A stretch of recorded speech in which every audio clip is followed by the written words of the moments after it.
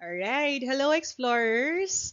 This is me, Explorer Side, and today we're going to talk about one of the things that are usually done in the academ, and that is making a concept paper. Okay, so in this video, we are not just going to discuss what a concept paper is, but rather we're going to immediately talk about how are we going to do it with specific examples and something which is easy to follow, because in my case when I'm writing, sometimes I find it hard or difficult to do something if I don't have a sample in mind. Okay, so that's what we're going to have in this video. All right, so let's start.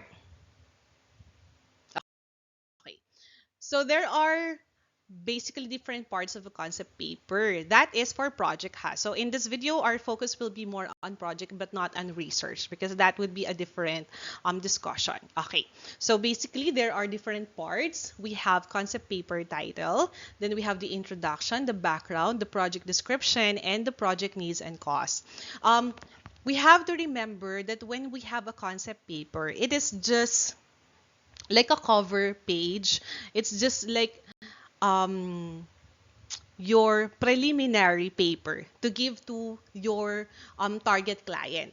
So when they see it, they would see to it if am I going to um, finance this paper or not. Okay, so for example, you're going to submit it in the OST in a different agency. So you have to give a paper first that briefly discusses what your project is all about. So basically, usually it is around 5 pages, 3 to 5 pages. So it doesn't need to be like as thick as like this. So just some few pages only.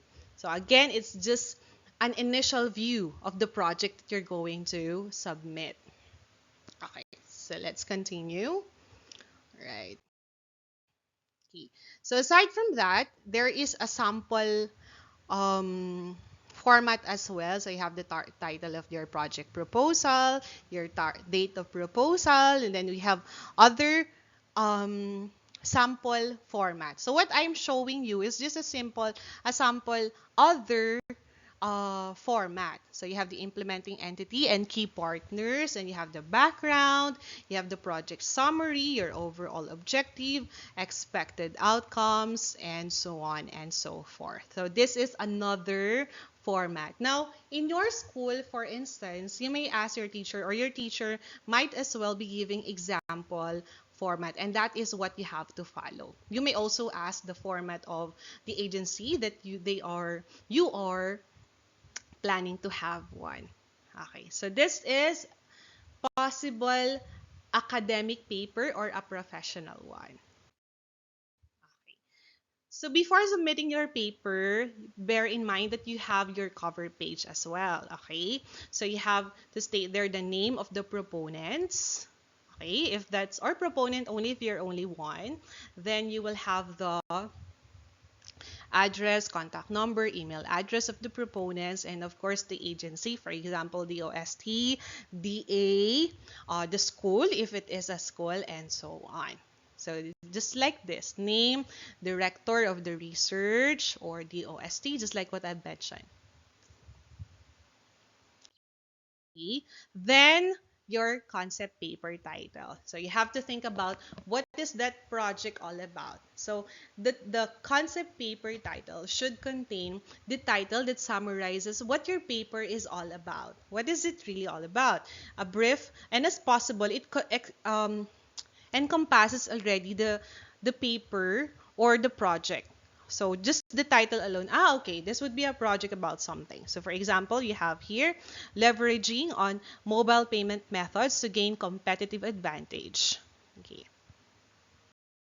Okay, next we have sustainable community development through urban gardening, a case study.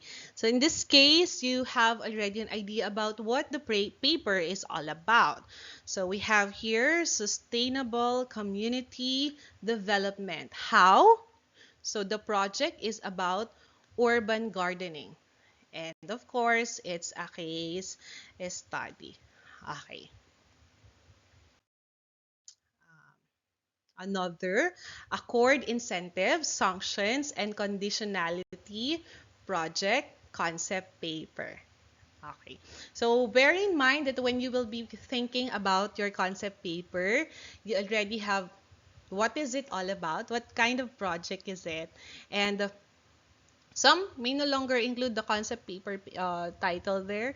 So you can go directly to the title itself. For my students, for my previous students before, they would come up like it's not just gardening they would have to think of something that the project of some school rather they would immerse themselves into that community before the pandemic.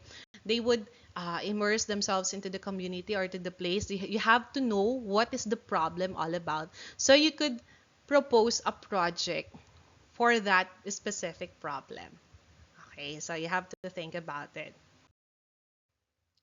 Next, we have the next part. So you already have the title. Or for some, they have to think of the title after thinking of the um, rationale or the problem. So you can think of, you can have the introduction now. What is the funding agency? Okay, so you have to research about the funding agency because they will be the one who would provide the money, right? The finance. So you have to provide the short description for that. What is their mission? Is it aligned to um, the funding agency's mission, your project? Okay, so you can discuss it with the paper, just short. Year the proponent's agency was established, major accomplishments, and other details that demonstrate its capability to undertake the proposed project, and other partnering agencies if there are, and provide reasons why the funding agency should or could be able to should uh, support the project. Okay. Then here's the catch. One of the things that you have to remember, the rationale or the background. You state the gap, okay, or the problem that would be solved through this project. Okay, so it answers the big why. Why is this project being proposed? So I state the project significance.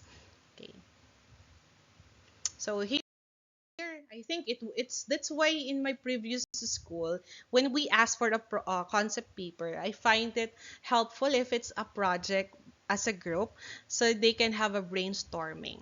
Okay, so this is a sample rationale or background.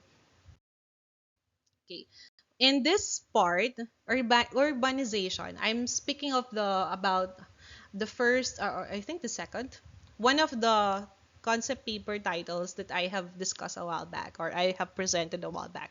Okay, urbanization is a global trend with an increasing number of people residing in urban areas. So it talks about the increasing number of people. So that is one of the problems.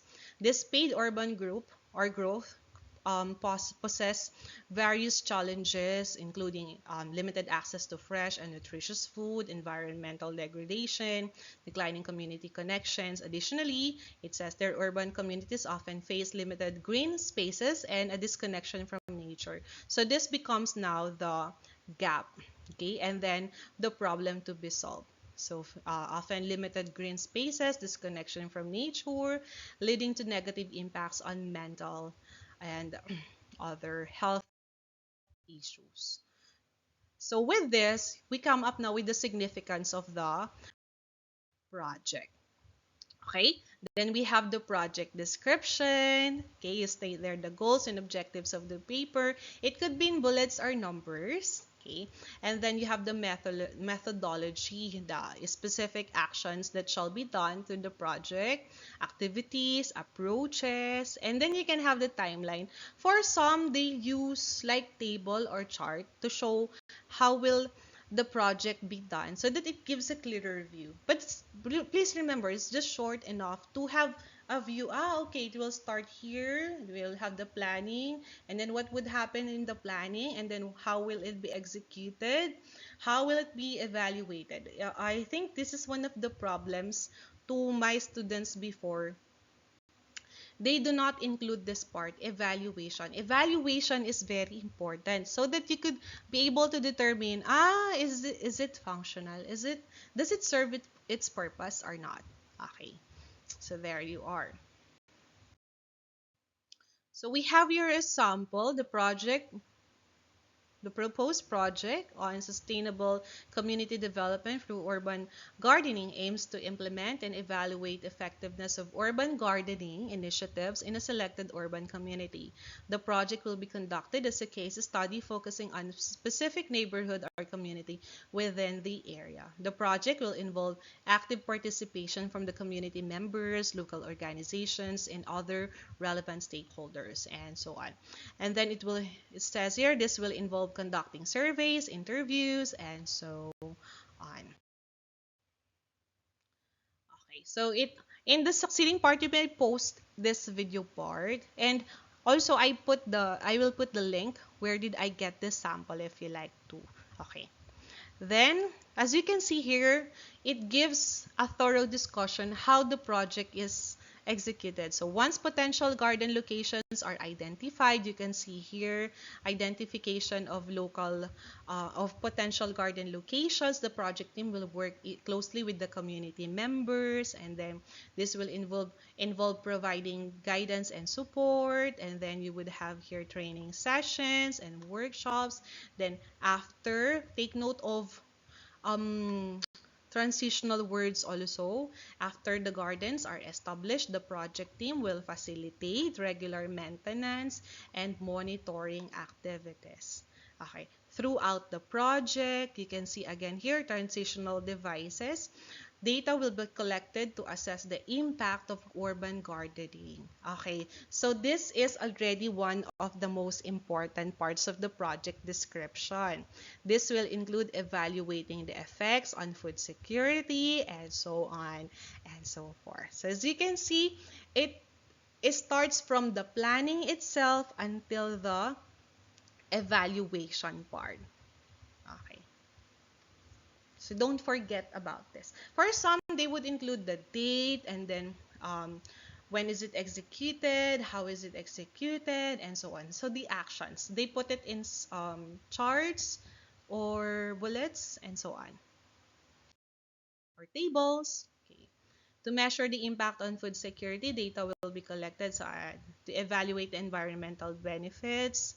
Community cohesion will be assessed. So you see the importance of assessment or evaluation. Okay, I would read some parts here. To evaluate the environmental benefits, data will be collected on factors such as air and quality, biodiversity, and urban heat reduction. This will involve conducting measurements and assessments before and after the implementation of the urban gardens. So I think this is good. Okay. So this is what I was actually telling to you a while back. You can have something like this, so planning and then execution, evaluation. For my students before, I usually have this pattern. So when is the planning? How is the planning? When is the execution? How is the execution? When is the evaluation? How is the evaluation? I ask them usually to have this three parts. However, you can make it more specific. As is it says here, customize your own. Okay. Then you will have your project needs and costs. Of course, you have the project, you have your funding agency, so they have to know how will be the costing. Okay, what are the items that are needed? Who are the personals that are needed?